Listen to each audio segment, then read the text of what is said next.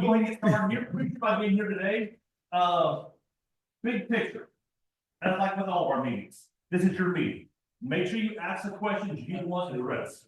Because at the end of the day, answering your questions, getting the weed control options that you guys need for your operations is the key here. Very happy to have Brad Burkhart here. Brad is our market development specialist for Indiana. Glad to have him on board. Also, this guy, which you all know him, if you don't, Nathan Osting. We go way back. Glad to have Nathan here as well, locally supporting us, because I will say, since Nathan's come on board, we've got a lot better uptake regionally in our Corteva product support. So that's been great. So yeah, with that, like I said, ask your questions. Brad's got some great information here, going through not just the traditional programs, but some of the specialties as well. Brad, you'll take off for lunch, right? Yep. If you're too shy to ask questions in front of the whole group, make sure you catch Brad or Nathan at lunchtime here, ask your specific questions. But having reviewed some of the information they got here, I feel pretty confident that Brad and Nathan are going to have some good things to kind of talk through and help answer our questions about how do we control these problem weeds that continue to face us every year. So, Brad, with that, I'll turn it over to you. Okay, good deal. Mike, Brad Burkhart, I live down in Evansville, Indiana. Some of you probably seen me talk before. If not, so been with the company, I guess it'd be 17 years. This June. Started as a territory manager down in Southern Illinois. I was there about 7 years. Had Illinois, Kentucky, down into Tennessee. Then kind of migrated a little bit north and got a territory in Indiana. And then was there about 7 years. And then now, in the last 3 years, I've been what they call a market development specialist. We're like to make up titles, okay? Reality is I'm kind of like a tech rep for the state, so I support all the local territory managers. We do a lot of the new product testing, launch things. We do some marketing things, marketing input from the field. At the end of the day, I don't work at any, I work out of my home. I say that I work out of my truck. So with that, just excited to be here today. Some things you're going to see is probably going to be review. I hope it's review, but I think it's good to have a conversation about weed control because, as you guys know, I think Ryan kind of gave me a little pivot here that some of you are fighting some challenging weeds. I'm guessing we took a poll of the room. Water hemp is probably number one. I don't think maybe outside of giant ragweed, there might be some patches of some birch cucumber and things like that, but water hemp is probably going to be the number one problem. So, like, what are we going to do? What do we as a company do to try to help address it? And then I'm also going to speak in the lens of not just Corteva, like what do I see from other manufacturers that we got in the future. So with that, like I said, you guys know Nate. If you don't know Nate, get to know Nate. He's your local guy. So typically when you see me, it's because something bad's happened, and we're out there looking at maybe a weed escape or sometimes some different challenges. But here we are today to hopefully learn a little bit. So most of you probably know this, though.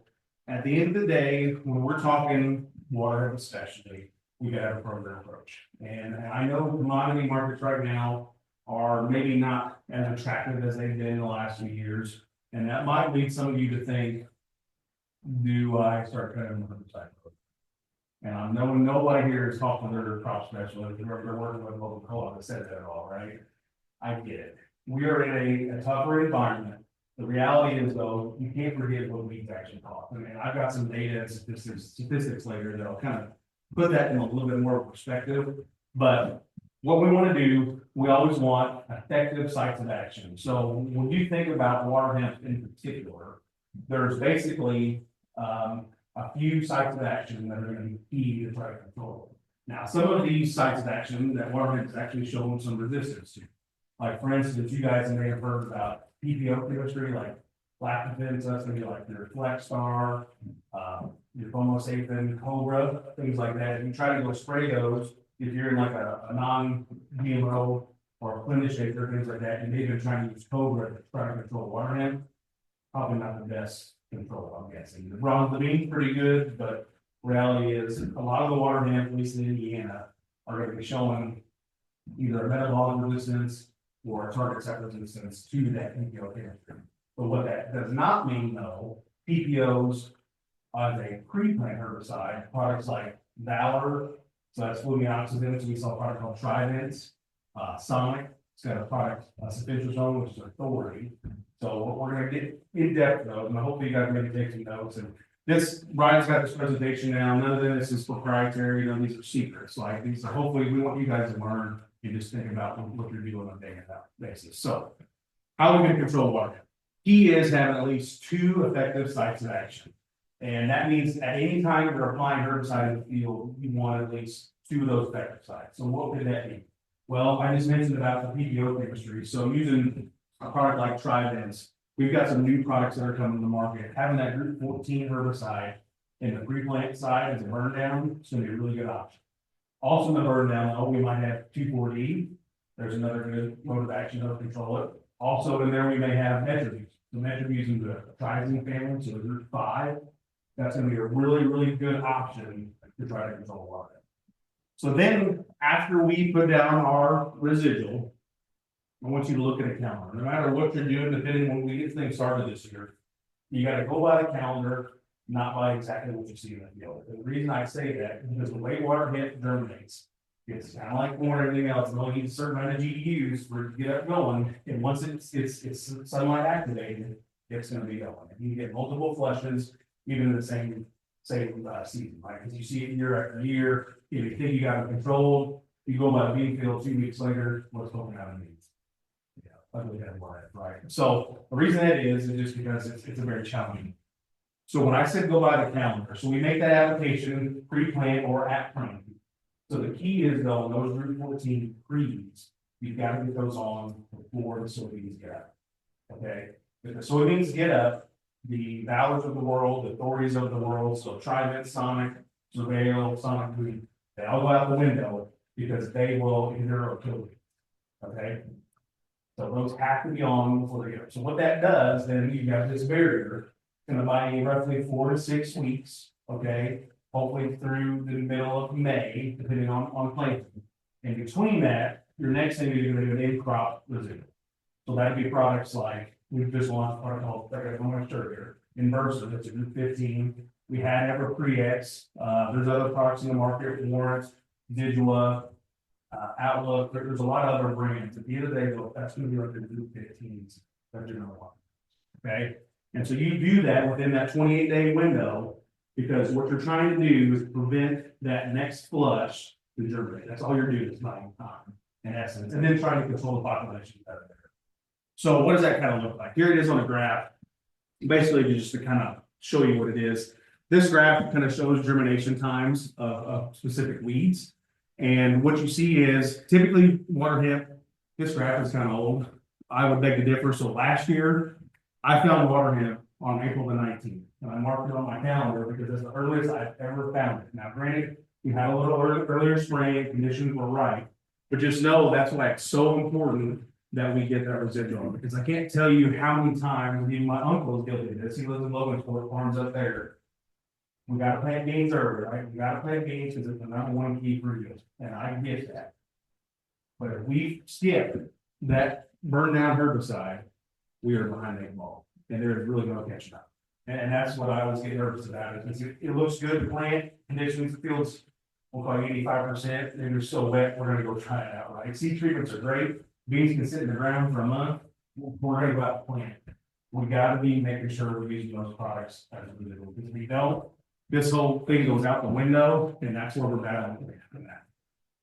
Okay, you guys have probably seen this take action thing. I always encourage people to go on here. You know, this is part of some of the grants they do. They do have an app, it's a take action app. If you download that app, you can plug in actually what product you're using on your farm today, just to see what sites of action. So if you get confused on kind of what I talked about today, that's a good place to go to say, I heard you said something about tribe. I was like, what was it that again? So if you can go to that app, or you go to the website, and it'll spell out exactly kind of what's in there. Okay. But a lot of this, you guys know, that at the end of the day, it comes down to rotation, what you're doing in the field. You know, if it's a bean on a bean acre, you're putting more pressure on the system. We'll talk about different modes that you can use in corn that might actually help break up some of that water hemp population. So I always talk about those group 14s, and I always bring up some of this old data. It's not old, not too old, but from Purdue, just showing you. So flumioxazin, that's the group 14 valor, is one of the most effective herbicides, I guess, on the market. to basically help control residual water depth. Now notice we got Trivents on here. We're looking pretty good at 97%. You see Fierce MTZ over here at 100% control. So, and that's got an equivalent of 2 ounces of Valor. When you're looking at those Valor containing products, so pay attention to the rates, right? So over here, you guys may need to watch a little bit when we're talking about Trivents because of certain pH concerns. You get in a higher pH environment, we don't want to push the rate too high, okay? Because of that classic component in there, that's the ALS component. But so Fierce MTZ I listed up here. We also sell back in the market again, Corteva Pro. It is basically going to be almost the exact same thing. So it is a pre-mix peroxysulfone Vidua, which is your 15. It's got flumiopsis and Valor in there, and it also has that.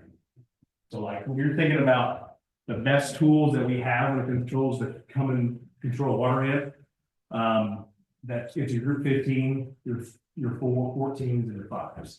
So this chart, you may have seen before if you've seen me talk. I use it all the time because the questions that I get a lot of time is, I've got river bottom ground and I'm with plants. I don't know if I'm gonna go with corn or beans, depending on what the year's gonna happen. I just want to use it for 1500, which is okay in theory. But what I like to point out is this chart basically kind of disproves that a little bit. So on the left axis, here you see present visual control. On the bottom is basically you're looking at a plethora of different products. And as you go farther to the right, you'll see you have more sites of action. Okay. And these bars, if you guys have seen these charts before, is kind of a range inside these ratings of charts. And so like you went from a 30% control up to an 80% control. What you notice is as you go farther along, adding more modes of action, that decreases that standard deviation goes down a lot less. And what that means is you're dialing that weed control. You're doing the best thing you can do for combating water hemp. In this case, this is palmer. So like you think water hemp's bad, once you have palmer, you don't have to worry about water. Okay, and it is really bad. I told you where I started in Southern Illinois. They got it down there in the Mobile, Missouri. It ain't another way. So this last piece, I always point this out. This is 8 ounces of Trivents plus 1.5 ounces of residual. So like when you're thinking about everything you can do from a mode of action standpoint on the free front, that's it. That's the Cadillac program. So I like to point that out. So let's talk about the sites of action a little bit more in depth. So I mentioned that chart or that take action website, if you will, or the app. If you go to that website, or if you guys have that chart printed out in your office, I encourage you can actually order it. They'll send you a free poster. You put it in your office. It's a pretty cool poster. It'll show you basically names of different products. It'll give you their sites of action, and then it'll actually tell you, what the products are. So I mentioned group 14s, group 5s, and group 15s. So we talked about Trivents. I'm just going to call it out if it's on here. Well, they don't. Yeah, that's on the next chart. But basically, you've got your PPO inhibitors. I talked about Valor, so there's your flumiopsis. We talked about metribuzin, which is right here in your group 5s.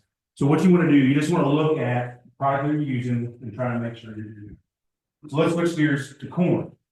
So the biggest difference between corn and beans, at the end of the day, when you start writing down all of your sites of action that you use in corn and beans, and I encourage you to do that right out of the program. What you'll notice there's a lot of similarities. Okay. The biggest difference being HPPD group 27 inhibitors. Currently, right now, we don't use those in soybeans, right? Oh, there's a chart. Thank you. So they'll send you that for free. One thing you still get for free. Okay. But if you get this chart, it does give you like spell out Trivents. It'll give you the most action. It's pretty handy now. Anyway, I think the chart's better than the app. Yeah. It's easier to look at. It really is. So I encourage you to get it or go to the website, but get a chart. It's pretty handy. And that updates every year because manufacturers are always getting different products, different modes of action. So I mentioned what's the big difference between corn, and it's using that group 27. So that's going to be products like, so we sell Reservoir Rev, we've got Pyro. In those two products, you have Mesotriol and Reservoir Rev, so that's the Melixo, that's your group 27. In Pyro, that is going to be Impact, so that's your Armazon. Those are both Route 27s, and those are your bleach type chemistry that are very effective on water, and we don't use. So when you're looking at making out a list, if you're battling water hemp pretty bad, I encourage you to look at rotating that into the system. So just to proof in the pudding, you may say, Brad, what you're talking about, it's all wet. This is a 2016 study looking at the last, I think, 30 years worth of data. Talking about having at least 2.5 modes of action on your farm versus just a single mode and a half, basically. And what it showed is if you are consistently using at least 2.5 modes of action, or 3 or 2.5 or more, you're 83 times less likely to develop this. Okay, and the reason I bring that up, I mentioned that point earlier about the river bottom ground using those Group 15s. I know a lot of farmers that like to just go out there and put methyl everything. Get a DT, clean the sprayer out, like it's good, I can just go, not a lot of concerns. It's all fine in theory, but remember this, and if you guys don't know this, last year in Indiana, and even again in Illinois, they found some populations that are resistant. So it's here, now it's not widespread, but if we continue to put pressure on the system, we'll get there pretty quick. This just reiterate the point of when we're talking about layering modes of action. We talked about that early application probably in April. And then you're coming that 28-day layer window. The key is you don't want to wait too long. If you let's say you wait 38 days. Challenge is how fast can water get grow probably in the middle of May, and you wait an extra 5 days. That little 2-inch water hemp or 1-inch water hemp is going to be 8 inches. Or hopefully the plan is if you get there early enough, you don't give them time to germinate. Because that's the key. We don't want them to germinate. All right. So I'm gonna let Osting talk a little bit about local programs. I went fast probably through the modes of action, things like that, but we're gonna slow down a little bit and just kind of tailor like what are some options that we have in this area, and then from a local retail perspective, if you don't mind. Yep, so there's a lot of, thank you. There's a lot of different options for base programs. A lot of those have atrazine already in them, a lot of different premixes. You know, we've got guys that actually sometimes run a reservoir rev down. The thing you have to watch with it is that 12 parallel rate to make sure we don't get that too high, especially on some of your sandy soils and stuff. But when you look at those different modes of action, and like Brad said, breaking up the Group 27s too. We've been using Meso forever. We still do. It's been a great product. But I like using the terpenes on the impact piece of it too. Crop safety is incredible. We still need to run atrazine with it on the post side. It is a post only product only as far as the pyro. So it's got an encapsulated seed-full that's not safe and free. So rate structure wise, 60 ounces will be our full rate. Non-GMO stuff, we actually will drop that down to a 45-ounce rate and run that on some of our traded acres. Cheapens it up a little bit. You also have glyphosate to help do some of that lifting on the grass side. So the Paramazone has really good grass activity, whereas your Callisto will have how much grass activity. So that'd be the biggest thing there. So like on the non-GMO program especially, and this could be a trading for program too, but what a lot of folks are doing, they'll put like a full-time or keystone down. So full-time is an encapsulated seed floor, so your Group 15 plus atrazine. And then keystone is a non-encapsulated seed floor and atrazine. Both are the same mode of action, but it's a good foundation. And then they're coming back in crop with that Kairos. Then you're adding that Group 27 as well as the Group 4. So Copperla is really strong on some of your larger cedar broadleaves. So like if you've got Mare's Tail, if you've got Giant Rag, another really good option. So that's what a lot of folks are doing for that non-GMO. If they're doing non-GMO though, typically this rate goes about 60 ounces because that gives you a full ounce of the impact, which is typically sometimes what you need some of the grass control in that non-GMO. Now, if you're finding some like shatter cane, you find some Johnson grass, which I know we're finding Johnson grass over here. Probably want to also maybe look at spiking in some accent still. So we'll put in about 1/2 ounce accent, and then get some growth in there. Try to like that.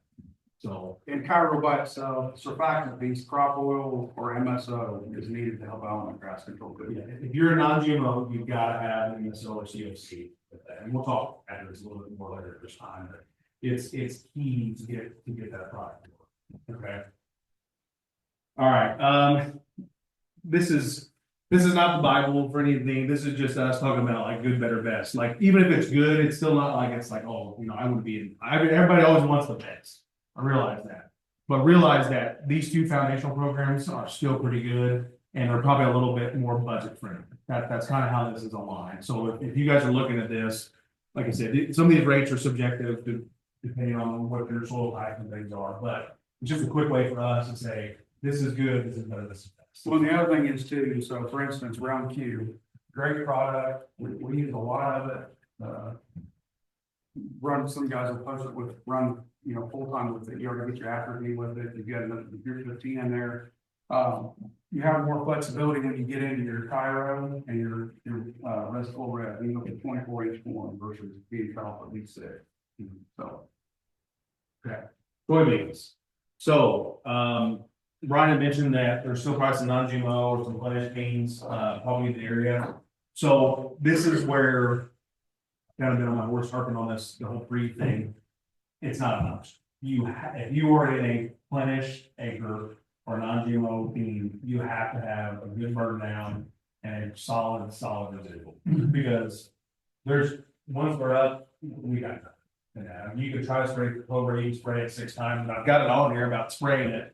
The reality is, anyway, we'll do it because it makes us feel good in the sprayer, but at the end of the day, it ain't doing a whole lot. So the key is, and that's why I put on this Tribex Plus Residual. You guys saw my chart. Still one of my favorite programs. Now that we have the Hybrid Pro back, having that digital component in there gives us good optimal challenges. We're still a little bit limited on supply with Hybrid Pro.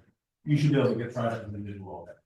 Well, when he was talking about the Group 15, so you guys saw the ratings on water hemp, palmer hammer, the Group 15s. Residual was way up there. You get your acetyl, your acetyl, your dual, so why was it better? It all comes down to water solubility. So residual is much less water soluble, so it's going to last longer. The caveat to that is it also takes a lot more rainfall to activate. So when you're using, a lot of guys want to run residual up front, run residual in crop, that's fine and dandy if you get three-quarters of an inch of rain to activate. Your acetyl is going to take half that much rain to activate, and that's metallic a little more than that. So that's why I would encourage you to break your 15s up. Because once, and like you mentioned, once we lose group 15s, we don't have a whole lot of options in crop for soybeans for residual. And that is not good, guys. We got to make sure we continue to break those modes of action up. You don't always use the same group 15.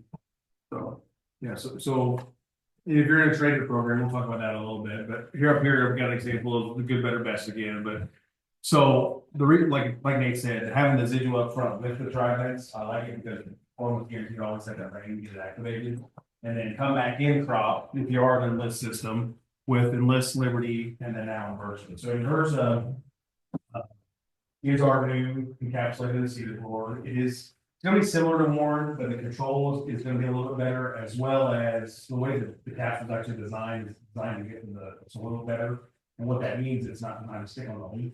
It's designed to get all the way to the soil, basically penetrate, almost like sorry, I got a picture of it later, but it's not designed to stay on. And the reason that it doesn't do that is because of the way it capsulates.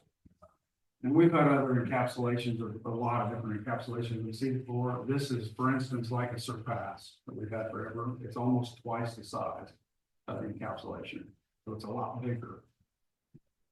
Any questions on soybean programs? We'll move on. Why do you want to not land on the leaf? Because, so there's a really good question. So group 15s don't do anything for weeds that are up. The whole idea is you're putting a barrier out there in the soil. So the less product that we have sticking to the leaf means more product on the ground, and that's what we want. So that's hopefully going to give us a better chance of controlling, because you guys know the size of water hemp seeds. I should have brought some manual out. I won't bring it. But keep passing around. If you've ever seen how small those seeds are, it's incredible. And the fact that getting all that residual to the ground, you hopefully got a better chance of preventing our people. So thank you for the question. Very good. All right. So I talked to you about, what do weeds actually cost us? And I know I mentioned earlier, you guys know we're at a commodity world. This is an old study. If you've seen me talk before, I use it all the time because, so Brian Young was down in southern Illinois when he was at, SMU Carbon Down, I got to know pretty well, back in my day, and they were doing a study, around already soybeans and around already corn, talking about what a delayed application would be, looking at weed height. And we used to call that spray filtering weed, that's what we call it, my whole area, right? And because we wanted to wait till the weeds got up and we got out there to spray, and nobody still does that. Yeah, I don't see what still do, and it's a challenge because, there's next flush coming. The reality is, they did a study over 4 years, quantifying basically how much those weeds actually cost. And so for soybeans, they showed you lose about, it's about 0.7 bushel per inch of weed growth. So if you start running some quick math at $9 beans and a 6-inch tall water hemp, which is not out of the question, right? That's up to almost a $40 an acre loss per acre for maybe a delayed application. Or if you try to skip a pre-application on that burn down. So I always bring that up because when you're putting bits for the things, I understand the balance sheet looks harder this year. But the last place I want you to be cutting is on timing and also the resilience. And so that's why I bring it up. And same thing holds true for corn, but we're not gonna talk about it as much. This is just another data point out of Iowa State showing kind of the same thing. This goes back to, I think, 2010, I believe they did this study at Iowa State, which kind of back up the last data slide, but they show that waiting until that D4, D5 application in soybeans, you lost about 7 bushel to the acre before students. So just to prove my point, not that you all need to know this, but we put a camera out last year in July and basically said, okay, here's some water now. I know you guys have seen these. These are on label. These look about the right size, and maybe I should have been out here spraying. 2 days later, look at it. They're growing probably 3 or 4 inches. Here's 4 days later. And here's 6. It's a monster. And the reason I bring that up is because I get questions time and time again. Do I delay? Do I go? The weather's not 100% right. There's a group of people next year, or this year, I should say, that think they're just gonna spray Liberty out there, just gonna keep going Liberty, and I'm hoping nobody is thinking about that. If you are, I'd love to have a conversation at lunch about that and why I think that's maybe not the best decision. Because we all know how we got to this point, and it was because we're relying on the single mode of action. I think if we put too much pressure on the system, we're gonna break that. And our system spot where we got really close to breaking out last year. Well, to that point too, let's say you were just planning on using just the enlist system here. Not a good one. Not good. You're gonna have to use both of them at that point. Hopefully we can continue both anyway here in that. More data, I'm kind of a nerd when it comes to data, but it just time and time again, this is University of Wisconsin, so Dr. Worley up at University of Wisconsin, last 5 years, looking at their sites, showing a no herbicide, a pre only, and then a pre followed by post. And so what you see is just obviously a continuation of what we've been talking about for the last 30 minutes here, of why it's so important to do a program approach. Because if you try to guess and beat the system, you're going to lose the project. Not only that, you're probably creating problems in the next 3 to 5 years. Because once you've got the water that you do, you've got them, and then it comes to managing how you do that. So I mentioned new products. You want to kind of touch new products for a little bit? Yeah, sure. So we talked about Inversa. I'm really excited about Inversa. Getting to the ground, same use rate structure really is like Warrant. And once it gets into the soil, it's a seed. It's going to be a lot like Warrant. You will see differences though on amount of leaf burn. We've documented it. You can see here, you got to have a pre-X on the left, which is our Esma powerful. There's a lot of oil in those dual pack products, so you're going to see a lot of leaf burn there. Come across residual, get even a little bit of crinkling with it. Here's Inversa versus Warrant. You can see a lot more necrosis, a lot more of that strapping, and we saw that. You really don't see that. That's 2X break too. There's a blowing up. Yep. So in this one, you got Inversa and Liberty there, same thing. And look at the amount of burn. So probably the amount of free acetylchlor that's actually on the leaf. So yeah, and what that equates to is literally companies can do a lot of things. We're always trying to get new herbicides for discovery, but it's really, really hard to find the next mode of action. You've got regulatory to deal with, you've got a lot of different parameters. It costs over $500,000 to bring a product to market now, and then the EPA, which we're maybe might be in a friendly environment in the next couple of years here, but you can have a product that says, hey, you can't use it, right? So what we try to do as a company is like, how can we maximize the products that we have and try to incorporate them in a different way? And that's what this capsule technology will do, is like, hey, we can get more of this to surface, we can enhance crop safety and enhance it. Well, and the thing is, like you said, we're 20, 25 years behind guys, because glyphosate worked for so long, and it worked good.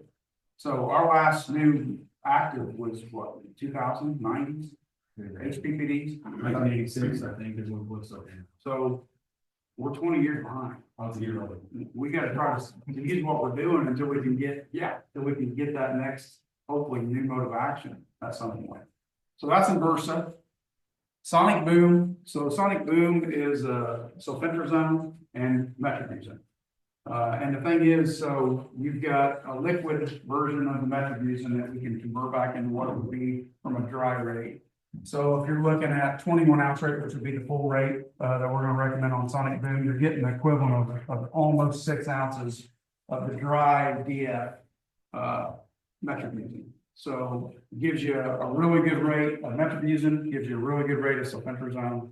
So Yeah, and so I'll just pause on metribuzin for a second. So metribuzin become a lot more important because of what it's able to do. So the question we get a lot is like a lot of the, like, if you look at Trident, it's got about equivalent about 4 ounces of metribuzin in it at the normal 8 ounce use rate. That's really good for burn down, but as far as like to get extended residual, you need to be up in that 5, 6. You gotta get to these higher rates, equivalencies, to basically get the residual back. Now, the caveat is, you start pushing that metribuzin rate, there's a chance for potential of crop response, okay? The unique thing about Sonic Boom, it's got a different crystalline structure. So we talked about technology with what products are on the market. So this has got a different structure, basically making it a lot safer to the soybean plant. Now, granted, if the beans are up and you spray this, it's still gonna smoke.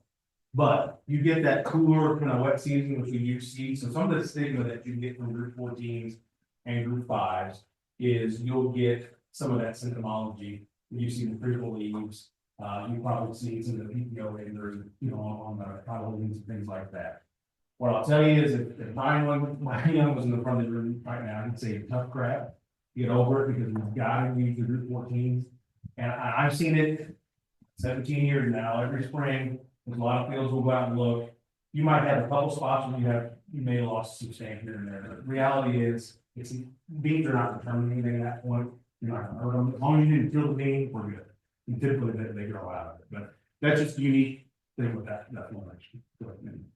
So he mentioned Kyro Pro earlier, you know, it has the residual piece.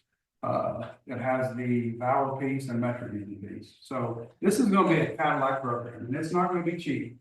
But when you look at the best thing, I think, that's in a premix for water hemp for Palmer, this is it. I mean, if you guys have non-GMO soybeans and you want something simple that's a liquid, this is it. And it's going to give you the longest residual. We talked about the pyroxysulfone residua and how water soluble it isn't, and that helps really bring that into a nice package as far as really layered residual stuff. So you can run up to 1.5 pints of it. A lot of the stuff that we'll probably recommend would be around a pint. So, yeah. Did we mention Sonic Boom liquid as well? We did. Yeah, Sonic Boom liquid as well. So we do know, like, we've got a lot of the dry products like Sonic and Surveil are dry.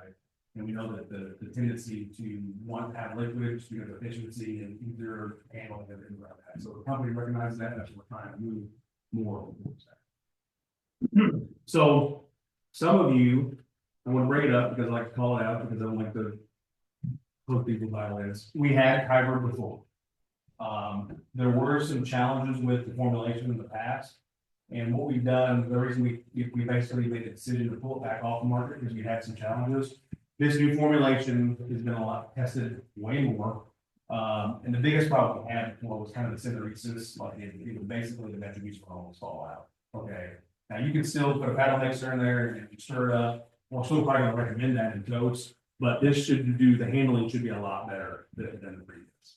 And guys love that product. Yeah. And I've got retailers, man, I wish you guys still had that. Well, we do. We have a new version of it, so. We're talking about our new cool stuff. Yep, so Reservoir Rev and Cairo, we talked about, so this Reservoir Rev is, we had Reservoir. We have Reservoir XL. This is the newest formulation of Reservoir, and it's really, really good. Extremely safe. It's got your 3 modes of action. It's got your acetic-chlor encapsulated, so it's safe, pre or post. You've got your chlorpyrrolid, your stinger in there, and then you got meso, and then so the rate structure is really the same as what our XL was. So you look at a lot of the stuff that I'll have, if guys are gonna split it, they may put, you know, a quart and a quarter down and come back with another quart and a half. We really like to keep you at that 1.4 quart minimum coming back. That just makes sure you have enough acetic-chlor in there and get you close to, I think, a pound, close to a pound. Typically, when you're looking at acetic or meso for that fact, like if you guys are looking at some other stuff, in order to get the full efficacy, the value out of that, you want about a pound of acetic-chlor, and that's equivalent to about a pint of metolachlor. You want to run some numbers, and then Callisto, meso, typically want at least 3 ounces, and there to be effective. And then run atrazine with it. Yeah. Cairo, so I mentioned earlier, it is post only, so absolutely acetic-chlor. And then you have your chlorpyrrolid, and then you have your pramazine, so a different group 27 in there. And we talked a little bit about that rate structure. So I really like it. It was new when I started on the crop protection side, and I got quite a bit of it out, all that I could, and guys really liked it. It's extremely safe. It's easy to handle. It's a really good formulation. And both of those products give you the flexibility to go up to 24-inch more, which is nice. Yeah, and so he mentioned safeners, and I just want to call it out. So like both these products are extremely safe. When we talk about safeners, we're specifically talking about acid chemistry. So when you think about the old like lasso, like they, so like if you have non-safen metolachlor or acetic-chlor, put down the front of the corn and you get some of those rain events and maybe the seed tops are closed, you get buggy whipping, that's the difference. So the Reservoir Rev has monoxichlor in it. That's the safer use, so that you basically negate that issue. This does not have that in there, so that's why it can't go free. If you put this on free, you have one of those rain events, you can see that buggy whipping. So that's why this is a post-only product. But once the corn is germinated, I mean, even if it's row and go, it's all about that. I just wanted to call that out because I get questions about that one. Okay, I'll pause there before we go on to the list. What's the plant back on Stinger? Does it have a long residual? We've never used Stinger, I don't think. So it depends what you're planting back. For soybeans, it's basically 10.5 months. And the reason is because, well, it's got and that's the beauty of it. So you just gotta kind of watch how late in the year, like if we got that 24-inch window, right? So I know what you're thinking. I'm glad you're thinking that. We get into the late corn planting year, might be consideration for potentially, like if you're in the late into June and July, you may want to think about some other option. The Callisto is the same thing. Callisto is 10 months. Impact for Pramazine, I believe, is 10 months. A lot of that, so I'll take a pause here, you guys will talk about it. So when you think about plant backs and looking at next year, a lot of these products are broken down on our cold life. So the key is though, you want at least, I think it's 50 for Stinger, they want 50 inches of rain, basically by the next year, which in our part of the world is, you get some northern climates, like it's such a seaboard country, like up towards the lakes, it can be a challenge, especially with Callisto, because how those products break down. Once the temperature in the soil drop below 45, that microbial activity really shuts down. And so you may think, oh, we're getting moisture from the snow and things like that. Really, it's not doing anything for microbial activity when it comes to breaking that side. So that's where sometimes you see that. Now, I've seen carryover situations before. Typically, it shows up when it's kind of the hot, dry. I've never seen a yield impact up north. I don't know kind of those fields, but depending on conditions, it looks bad maybe for a little bit. But typically, it's so. What's interesting is the meso and mimic actually different. It can actually look like growth regulator sometimes, and then consider a lab. It's kind of that rabbit hole. I think it's a good question because if you get a delay, you're kind of watching. So, let's say theoretically, this isn't gonna happen, okay? Yep. Not gonna happen. We plant corn early, river gets out. Oh, here we go. How much water would you need to have to feel comfortable replanting soybeans in those sloughs? If Or we, would you just say? if we use stinger, Yes, so the label answer, my microphone is not on label. I took the top down. yes. So, in 17 years, I've seen it done a lot, okay? The reality is how long it's underwater, how saturated it is, did you have enough microbial activity? The half-life, I mean, if you look at the herbicide handbook, half-life on chlorpyrrolid, trial, things like that, is not super long, depending on the conditions and sunlight and soil texture. What I always tell people to do, if you think you want to chance it, get you a pot of soil. You have some time, throw some beans in there and kind of see, because the challenge is the beans will still come up. But if that is leached down, eventually in the soil, and it hits that layer, and water runoff and things like that. So the answer, don't do it. And that's the reality. Have people gotten away with it before? Well, my take with your answer too, they might come up and look beautiful for a while, then they might go backwards, that's the worst part. And I've seen that. I've probably seen that 3 out of the last 10 years. I'm trying to think, 2019 I saw it. 15 I might have seen it, and then we're at 12. 2010, I think we saw it. It just all depends. The reality is just try to stick with it. Try to stick with it. And I get it. And that's some of the stigma that comes with this. And that's why, we talked earlier about some of the good, better, best programs where folks, I mean, if you look at academic research, it's the same thing, but I know everybody that's very public planted uses that. So I get it. It's a little more forgiving than some good best. Okay, we got about 15, 20 minutes left. So just want to spend a little time on Enlist. Just things that I see, that I've seen the last 3 years, when we're all here, good and bad. The biggest challenge that I see, and I talked about spraying trophy weeds earlier, is this spraying 6-inch volumes. It's hard. I get it. It's hard to be timely. Water hemp, I showed you the pictures, how quick it grows. But truly, if we're trying to spray weeds on label, we want that 2 to 4 inch tall weed. That's what we want to do. The reason we want to do that, when a water hemp grows, this is showing basically how many growing points you have in a 2-inch tall water hemp. You get up to 3 to 4 inch, you get a 6-inch water hemp, you get 18 to 20 growing points. The reason I mentioned the growing points, you've got to get coverage and get that chemical into those water hemp to be able to get control. If you miss a couple of those growing points, and I know you guys have seen it, what happens? You think, well, that looks like it's gonna die. And I'm not sure. Come back 6 days, 7 days later.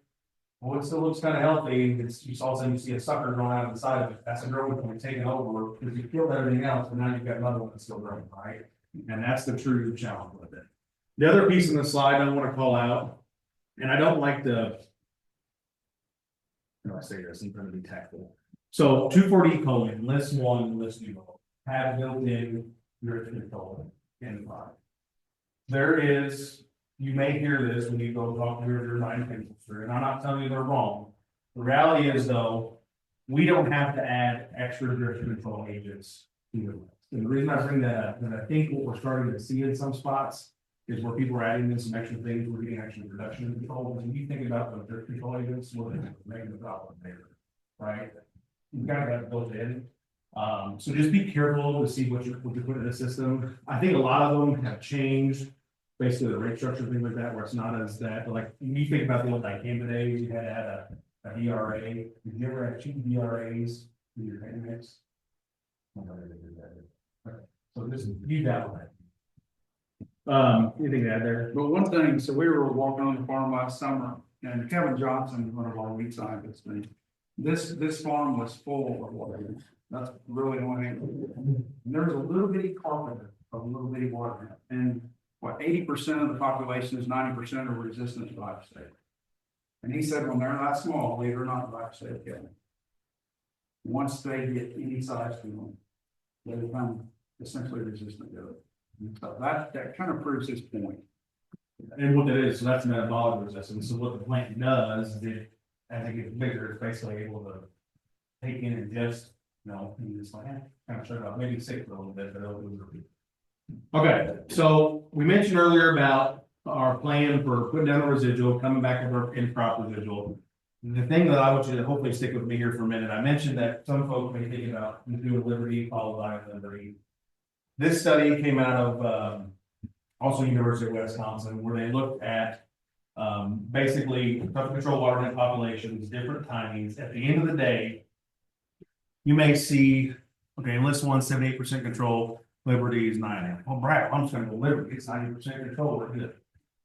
10% of weed escapes at 300,000 seeds per plant. Anybody think that's good? That ain't good. Okay, we want this 98 to 100% control. And what this study proved is using those two together, and I think if you looked at the cost, so enlist price hasn't changed the last, well, since we've launched it basically. And we get a little flack sometimes because I understand market conditions, but we also didn't change. Liberty has been all over, okay? What I hope to plead with you today is that the fact that with our study, and we've got the same data, looking at using this combination of those two together, you can get anywhere from 8 to 12, 14, 16% better control by putting the list and Liberty together. So when you think about Liberty, what are some of the challenges that maybe you face with Liberty, right? So you gotta have enough water, you need at least 20 gallon of water or more. You kind of want a sunny day, you need to be hot, you kind of want some humidity too, right? So I think that's where, when people are thinking about this going Liberty, I try to remind them, we've got many hours, and this is open 7 days a week. So let's put the two together and hopefully, and so that's why I like to point that out. You think that here, AMS is key. Let's see for that. No, AMS is gonna be key for both the products, but essentially for glufosinate. It needs to be a 3 plant equivalent. Yeah, so these are kind of my, if you leave with anything you're spraying unless, take a picture of the slide, this is, you won't find this up on labels, but the true to make it successful is spraying small weeds, we talked about that, with AMS, because I can't tell you how many times last year, I mean, how many times we got the field and we had discussions like, well, I put like, I got half a pound of AMS thing. So if you look at Purdue's data, you look at, here's some data out of Iowa State. 2,4-D amine ester choline using AMS really helps. And we have hard water in this state, and it's doing more than just that. It really helps once it's inside the plant. Liberty, same piece. You need at least 3 pounds of it. And that's why I think I like the Enlist Liberty tank mix, is because it's going to guarantee hopefully that I have 3 pounds of AMS. Question I always get about AMS. I brought up about, drift reduction aids. What about AMS? So, a lot of the co-ops, nutrient, any retailer that will sell you, they have AMS replacement products. I'm 100% okay with those products. The key is though, make sure you're using whatever that equivalent rate would be to get up to that 2 or 3 pounds. I mean, that's about the easiest way. And a lot of those guys will tell you when they start doing that in growers, they see a difference in control. Yeah, it is. Is this a good place to talk about surfactants, or do you have something here? The thing is with surfactants, and I think this is something that we're learning, and when we talk to our counterparts out west, our populations of water hemp are not as old and mature as the populations from out west. And we can kind of start to see what's coming this way. And when you talk to people in Arkansas, and they're having to put hammer mills on the back of combines to catch weed seed to destroy it because they can't control it anymore. That's what's coming if we don't stay ahead of this thing. So we don't like burn soybeans. Nobody likes to burn soybeans. If you guys, some of you guys are looking around the room, you were here in the 90s before Roundup Ready soybeans came. What did we used to do? We used to burn the absolute piss out of soybeans. Soybeans are very resilient, very tough. Nobody likes to do it, but I can guarantee you, in the next 5 years, we're going to have to start burning soybeans, because the problem with water hemp is a waxy cuticle. It's trying to get the product into the plant, and that's that's why the rain fast on Liberty and Enlist is 4 hours. That's real. If it doesn't make it into the plant, and we'll kill a lot of the other weeds, you'll be like, well, why do we miss water? We can kill giant ragweed because it got into the plant. It doesn't have that waxy cuticle. So there's a lot of good NISs out there. NIS is, you increase that burn, you also increase how fast it gets into the plant. And that's gonna be key. So I would really encourage you to really work with your retailers and say, hey, you know, what's my best option here when I'm dealing with water? And probably moving into that crop oil as a bare minimum. Some of my counterparts out west, they run MSO with a lot of stuff. And that's gonna make it hot. Now, we can mitigate against that a little bit. If you're running Ever-Pre-X or you're running dual or something post, you got a lot of oil already with that. So maybe you run that down to, if you're running crop oil, maybe run that down to 0.5% instead of 1%. So you're taking a little bit of that burn away because you're gonna have Ever-Pre-X in the tank. So, Well, that's just, I'll skip ahead, I'll go back, but just we brought it up, like, if you think about last year, we had some of those lower humidity days. Been a little dry, we probably should have been thinking about using NSO or COC along with that, but then expecting that you're gonna have a proper spot. So I used so this is just a study just looking at NIS versus oil versus an MSO, like looking at basically how long it takes for the wax to get involved on that and basically look at control.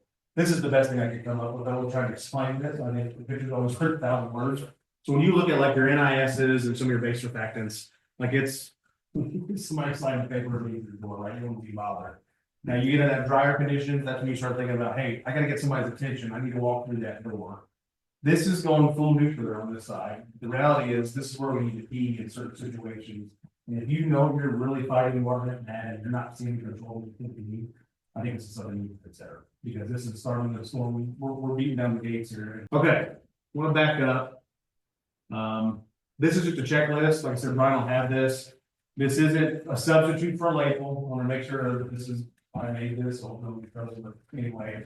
Some people are like, how do I make it simple? Well, it's a front and back piece of paper. You can put this in your cab. Did I do my burn down? Am I adding AMS? Just it's a checklist real quick to check yourself before you burn. Because I know you guys get in a hurry. It's all about time and efficiency, but sometimes it's worth slowing down and make sure we're doing the right thing. the other thing that's a big key, and we kind of quit talking about it a little bit, is nozzles. Nozzles are key. So when you look at a list, a glyphosate, you know, how coarse that nozzle is, it can be or how coarse that droplet is, it can be a little bit bigger with those products because of the way they get into the plant, the way they translocate. Glufosinate Liberty is not that way. It's a different animal. It's your gramoxones, your sharpen type stuff where you want to get coverage. You have to get coverage. So you want that to be not as coarse of a droplet. So it's really finding the right nozzles. We have the website. You can actually look, hey, do I have what it takes here to make this work? Because that's one of those things that's going to be key is making sure you are using the right nozzle. I mean, it's the last thing that tests the herbicide before you're into your target site, right? So it's probably one of the most important. If you've got a sprayer that you haven't changed nozzles in 6, 8, 10, maybe 15 years, nozzles are dead. Okay, they don't last forever. So it'd be a good practice. For those orphans, if you ever like looked at one on a microscope, they really wear down. And so I think that's the other piece where we see a lot of the challenges is the biggest things we always see is not enough water, not enough AMS, and then did we use the right nozzle? Typically, there's like the top 3 things that we always come back. And they're not cheap. So try to make sure you get the right one that's going to give you utility with both those products out of the gate. And you can do that. You can find that. Okay. We got about 5 minutes, I think. But I wanted to, this just came out the 19th here of this month. You guys may or may not be aware of this. So wanted to call out. So Liberty is going through a change. BSF they still have regular Liberty. There's also generic Liberty 280. But it will be Liberty Ultra coming to the market. And it is a more concentrated Liberty. So the use rate is going to be a little bit different. It'll be, I think, what, 24 to 29 ounces. I think it's the range versus like the 32 to 40. But the reason I brought this up because it is a change. So as of now, like I'm just trying to encourage you to put NSO and COC and do these things. With Liberty Ultra, it's actually going to be required. And the reason that is not because of all Corteva is forcing our hand and you got to make sure you put it up. The reason that's on here is because the Liberty Ultra did not pass. So everything that gets put on the list will have to go out to the University of Nebraska. The EPA process, and somebody's got to test and see if we add this to the tank mix, does this mess up triple fines? Does it mess up all of it? And if it doesn't do those, if it passes both of those, it goes on the thing, goes on the list take next. You're supposed to check the list take next every time you go spray. Major species, I'm not gonna get into all that today, but it's been like an hour and a half talking about it. It's important, just check the tank mix website. So what you'll see though is Liberty Ultra will require an MSO or a high surfactant modified oil concentrate is what that acronym actually stands for. So typically that's MSO or COC. So what that says is if you're spraying Liberty Ultra, you're not required to do that. And the reason that is because if you think about it, Liberty Ultra's got lower use rates and not less surfactant in it. That's the reason that it pass the one cover. And so basically adding surfactant into the system when they will pass one cover. So I don't have any questions there. I wanted to quote because I got a lot of flack over this last couple of weeks that, you know, Corteva was forcing hands. We're not doing, we actually have nothing to do with that process. But it's more about it. Okay. Last thing I was gonna leave you, I got a couple more slides, but I always bring this up. Just a reminder. So if you look at the Liberty label, so what does it say as far as controlling weed, how tall it is? You might look at the label line, I'll probably but okay, I'll give you the answer. They want 3-inch, less than 3-inch tall weeds, which is what we want to. And the reason I bring that up, put back to our 4-day difference on that control, and that's why I'm pleading with y'all. If you are pioneer, then I'm with you all. Putting the enlist and Liberty in that mix is something that really have to consider. I'm not saying you gotta do it every acre. The next one will be about grass control. I did talk about the clethodim, probably should have actually. Just as a reminder, if you're using clethodim with enlist, there is a negative. And so what you need to do is upgrade about 30 to 35% more. Because you have that antagonism with people. If you're trying to control grass, and you've had some maybe not good experiences in the past, make sure you're up on that rate. So, and then you may have enlist corn in here.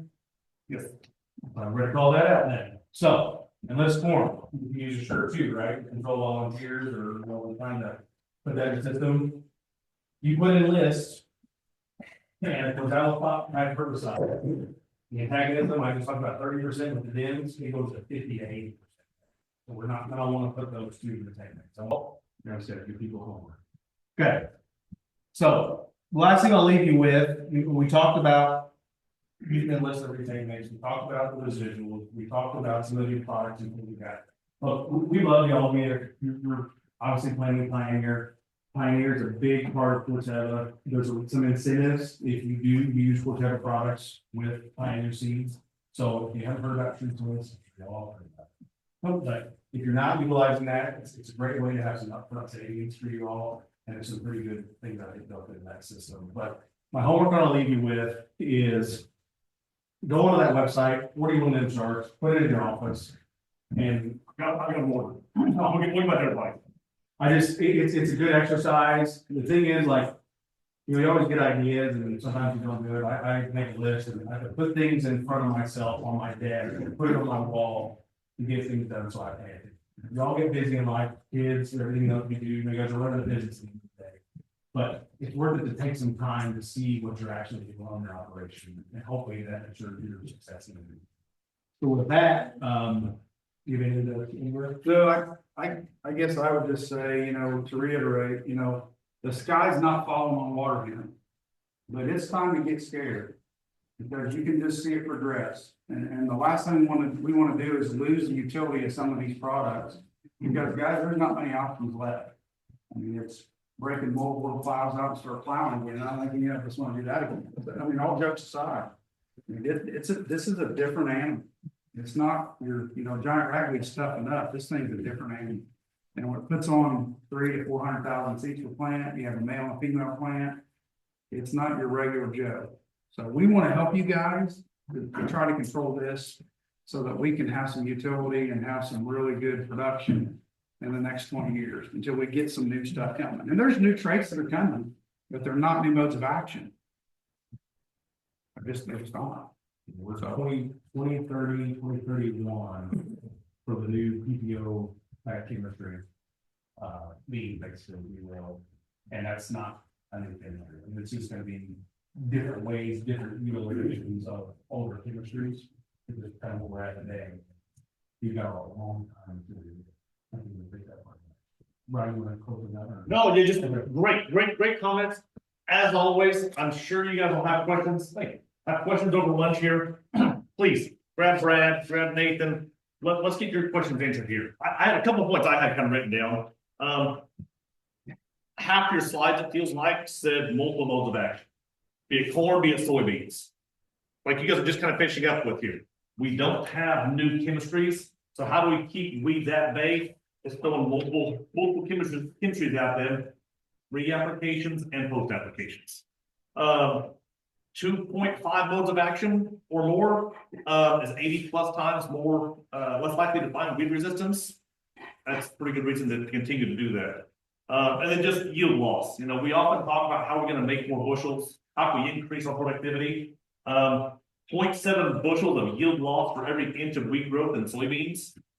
That's a pretty quick way to make sure we're saving yield, saving money, adding more dollars to that bottom line. So Brad mentioned a couple different times, hey, take a picture of this page or this one. I'll make sure and send those out to you guys. So we'll get those together, send those out to you guys, have those either on your phone, maybe even hard copy as well here. So yes, otherwise I think that's great.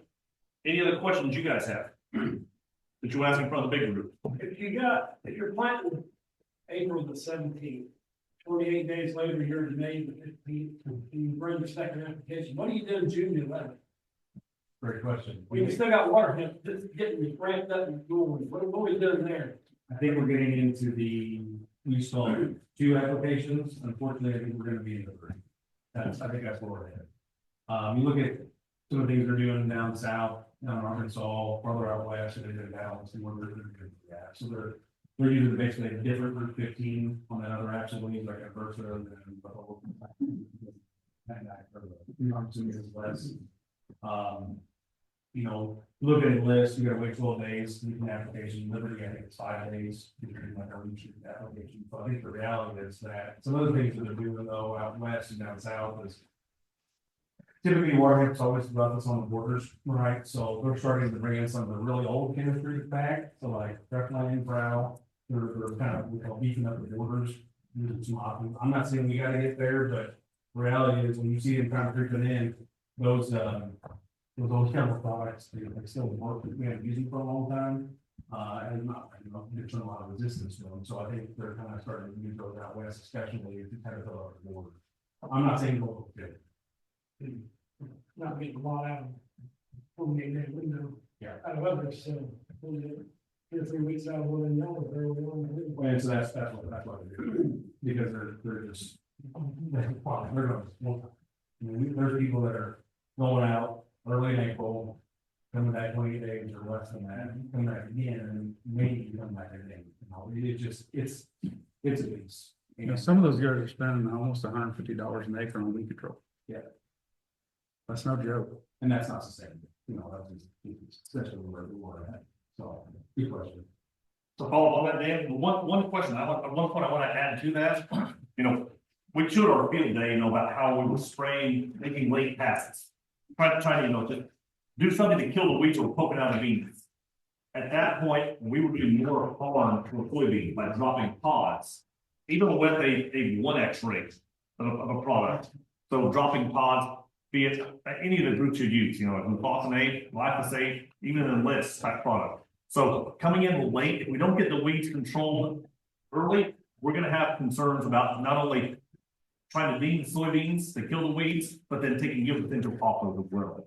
I call those revenge spray. You're in the reproductive stage. That's the reason we've got these R1 cut off and things like that. You can use some serious data. So like at some point you have to be, I know I'm gonna have them, I'll have to try to manage this next year. Or unless you've got little boys that will go out and chop things. Okay. Apparently we maybe do it. We should do get ice cream done. Get a weed load, let's go. Well, that's the fastest way to build resistance right there. If you're trying to kill weeds like this, that way, you're not gonna kill it. You're not gonna kill them, so you might as well just keep her in the shed. Sounds good. How about, Mr. Once ready? Once it's ready, appreciate it. Please stick around and get your questions answered. Yes. You had a slide that showed your order to mix order. Yep. With your enlist, I've never sprayed enlist, this is the first year I'm gonna throw it in with, Liberty and Clefbaden. Enlist before Liberty. The biggest key when we're taking this enough to do not let those additives touch. If you get raw goods on top of raw goods, like an inductor, it'll turn to concrete. So basically the ammonium will come out of the ammonium salt will come out of Liberty. Basically it's it'll look like concrete, or a light pasty concrete. So what I always tell people to do is turn on a little water in between and just try to. So all these like our emulsions and things like that, when you put in the sprayer, give them a little time to mix and spray before you slam the next thing. I can't tell you how many times. That's why I spend a lot of time doing is cleaning out sprayers with someone, because we're trying to troubleshoot. If you can just, nobody smokes cigarettes anymore, but it did, you had time to smoke a cigarette while you're loading a spray trailer. We smoke. It's a good game on what you do, because if you try to slam things in there too fast, you're gonna be. Because a lot of the herbicides, especially in lists, if they want to bind the water, right, so they gotta mix up. If you just give it a little extra time, let it actually in their tank before you put the next thing. I mean, that sounds good, but the more products you're putting in, you only have so many minutes. And when you start out the half tank, let me tell you, if I start out with my tank, prayer tank half full, I'll never get the 5 products in. Oh, that's fair. I mean, you kind of have to have a balance. This is best, man, remember, these are all done in labs. And I'm in the real world. What I will tell you is, if you can get to 30% or 25%, you're a lot better off than that. Okay? But you do not want Enlist to touch glyphosate or overphosphonate. If I have Power Max 3 right here, right now, and I put it in the bottle, it looked like a science experiment that used to make like elephant honey In 10 seconds. in less than 10 seconds. So I get it, you get the 50%, it's best management practices. In a real world, try to go. No, nobody else has trouble with that. I had trouble with that. Yep.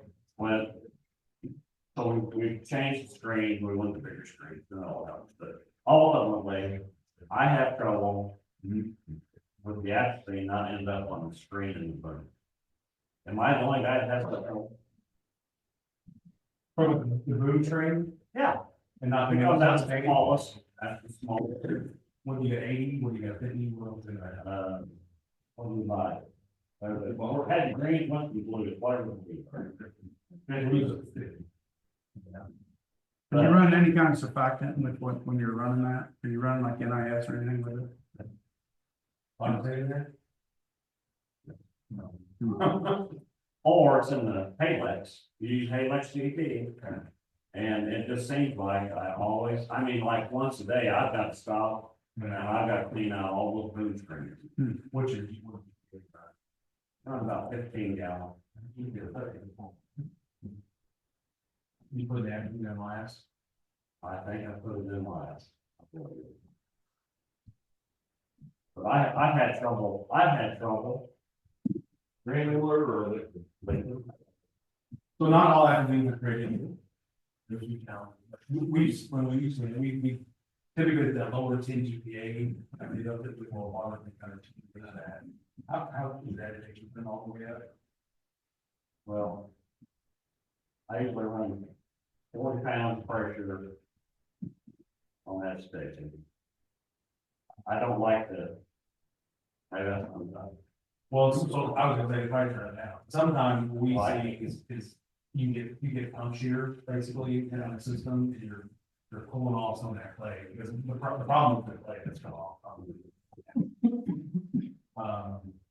Would NIS would help that, wouldn't it? Potentially, depending on what the rate is. Potentially, like if you had like an old, like an 8, not like the new NIS, it's because they're all 83, or like, you look like an arrow, that's what arrow, you know, the tops or something like that. It's 8 by 8, look for that, that's sometimes it helps.